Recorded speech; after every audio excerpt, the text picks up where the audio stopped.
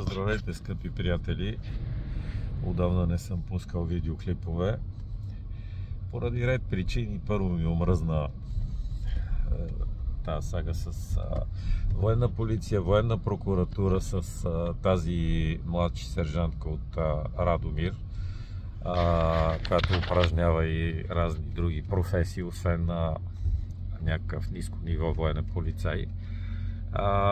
Както и да е, защо правя клипчето? Преди Нова година получих призовка да се явя в Радомир, в районния съд. Оказа се, че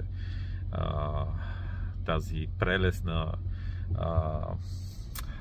как да кажа, дама не мога да кажа, но индивидка от този район, там Радомирския, се е била почувствала унизена, обидена и така нататък от мои действия, или там тя ме обвинява, че съм пускал някакви неща.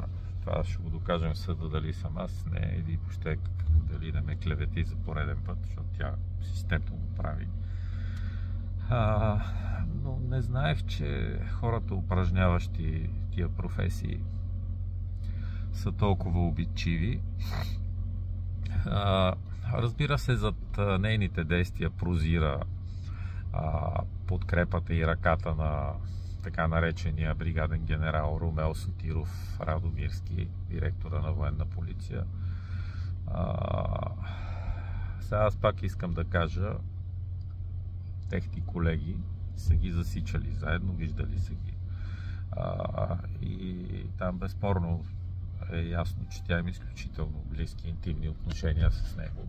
И той ще я подкрепя, докато все още е директор. След това ще се видим с него на други места в съда. Мога да го покана и на боксовия ринг, няма проблеми. Нищо, че е доста по-висок от мен. Аз съм само 1,87.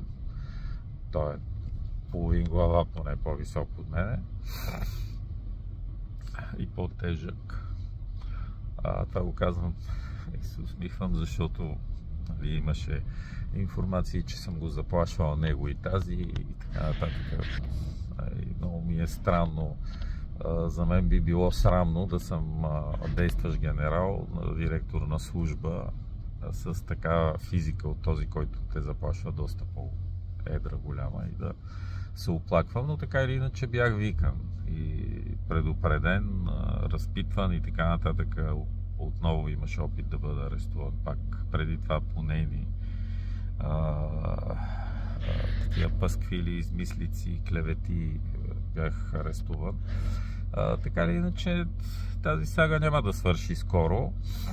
Тя ще продължава. Ще видим какво отношение след всичките проверки, които текат във военна полиция, ще има министъра на отбраната и президента. В крайна сметка има и международни институции, които наблюдават тези структури.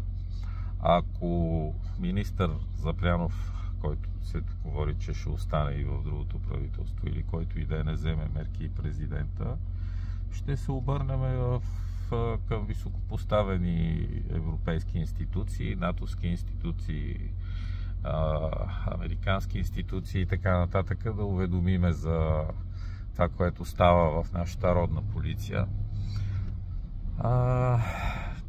Така, мили приятели, за сега е това. Пожелавам ви успешен ден, бъдете живи и здрави и до нови срещи!